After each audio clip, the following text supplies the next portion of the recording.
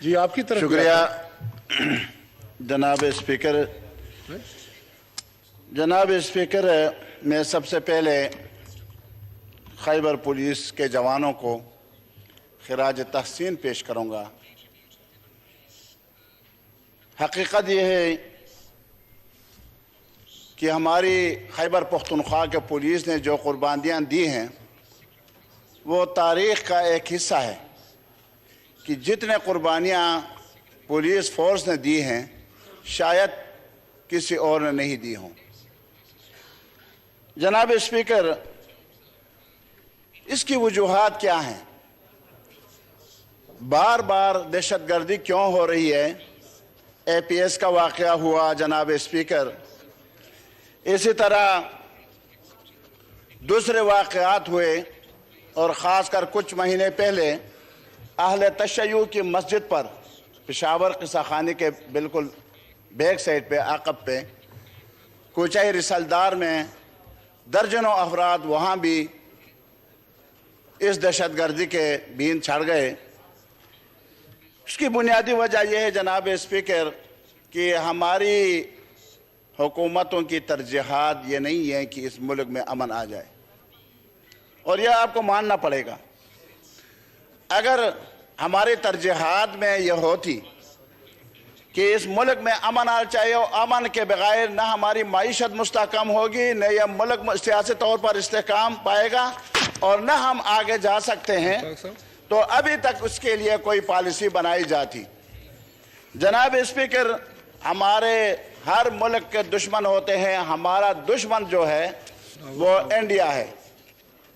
جناب اسپیکر توجہ چاہیے، ہر ملک کے دشمن ہیں. کوئی ملک بھی ایسا نہیں ہے، آپ امریکہ تک چلے جائیں، کوئی بھی ملک دنیا میں ایسا نہیں ہے جس کا دشمن نہ ہو، اور ہمارا اصل دشمن انڈیا ہے.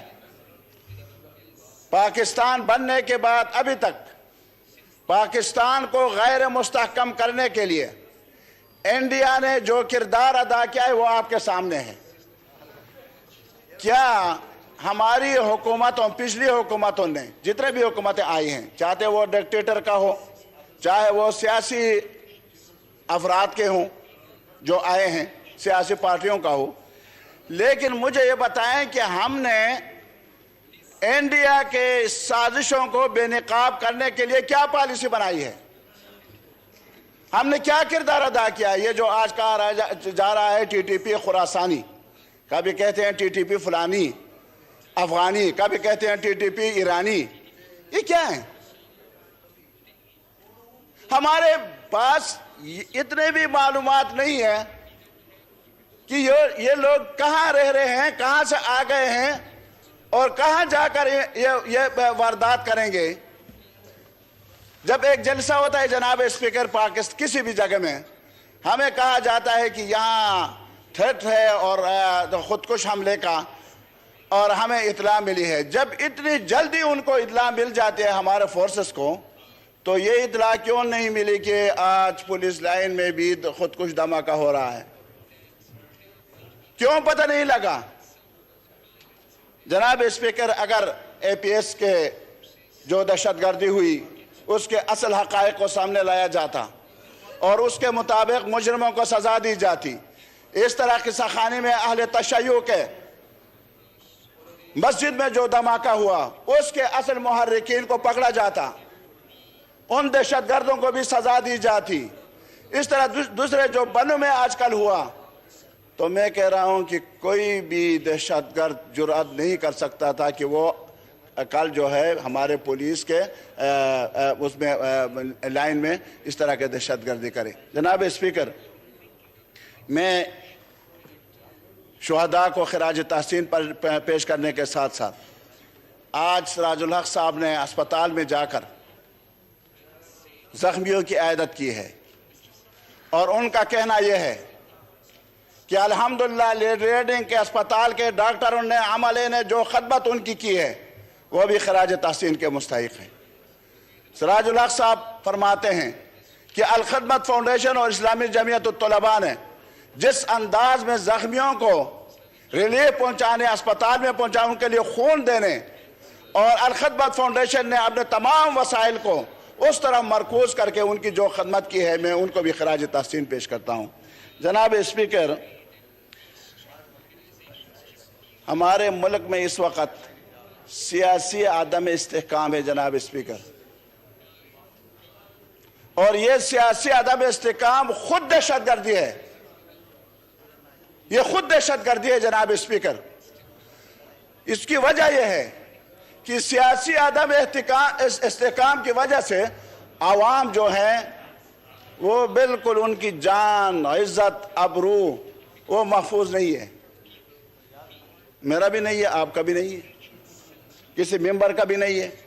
جو معزز ممبر یہاں بیٹھے ہوئے ہیں، کوئی یہ کہہ دے کہ میں بالکل سیف ہوں اور مجھے کوئی تکلیف نہیں پہنچے گی، ایک بندہ کہہ دے، کوئی بھی نہیں ہے۔ کرائمز بڑھ گئے ہیں جناب اسپیکر، سیاسی پارٹیاں لڑ رہے ہیں ایک دوسرے کے ساتھ۔ یہ کل پرسوں کی بات ہے، شام آذان ہوتے ہی میرے ہی بیٹے سے موبائل چھین لیے، اور جب انہوں نے مزاحمت کی تو ان کو پستول دکھایا۔ وہ کدھر ہے حکومت؟ صوبائی حکومت کدھر ہے؟ وہ نگران حکومت کدھر ہے؟ کیا نام ہے جی اس کا؟ یہ جب تک آپ پاکستان کے اندر سیاسی استحکام نہیں لائیں گے، آپ گتوشینت کریں نا جی۔ میں ان کا بھی مزاحمت کرتا ہوں جو 4 سالوں تک کسی سے ہاتھ ملانے کے قائل نہیں تھے، میں ان کا بھی مزاحمت کرتا ہوں، لیکن میں جو لوگ اس وقت بھی سیاسی ڈائیلاگ کے نہیں کرتے، اس کی مخالفت کرتے ہیں، میں ان کا بھی مزاحمت کرتا ہوں۔ سیاسی ڈائیلاگ ہونے چاہیے، سیاسی پارٹیوں میں بات چیت ہونے چاہیے، آپس میں مل بیٹھنے چاہیے۔ آج کل جو ضرورت ہے امن کی جناب اسپیکر، جب تک امن نہیں آگا آپ کی اکانومی مضبوط نہیں ہوگی۔ لوگ یہاں کوئی بھی سرمایہ دار سرمایہ کاری نہیں کرے گا تو آپ کیسے اپنی معیشت کو مستحکم کریں گے؟ امن سب سے پہلے حضرت ابراہیم علیہ السلام نے جب بیت اللہ تعمیر کی جناب اسپیکر کیا دعا فرماتے ہیں؟ رب اجعل ھذا بلدا آمنا وارزق اہلہ۔ رزق کی بعد میں کرتے ہیں، پہلے کہتے ہیں اے پروردگار عالم، اس مدینے کو، اس شہر کو، اس علاقے کو امن کا گہوارہ بنا دے۔ شکریہ۔ میرے جناب اسپیکر، میں وزیر داخلہ صاحب سے گزارش کروں گا کہ فوری طور پر تمام سیاسی پارٹیوں کو بلایا جائے، فوری طور پر تمام سیاسی پارٹیوں کو یکجا کیا جائے، اور اس میں اسٹیبلشمنٹ کے ہمارے لوگ ہوں، اس میں سیاسی پارٹیاں ہوں، اس میں تمام صوبوں کے وزرائے اعلیٰ اس میں شامل ہوں، گورنر اس میں شامل ہوں۔ ایک اسٹریٹجی ہم کم از کم بنائیں کہ اس کا کس طرح مقابلہ کریں گے، کیسے ہم اس دہشت گردی کو اس ملک سے نکال کے باہر پھینکیں گے، کیسے ہم انڈیا کے سازشوں کو ناکام بنا سکتے ہیں۔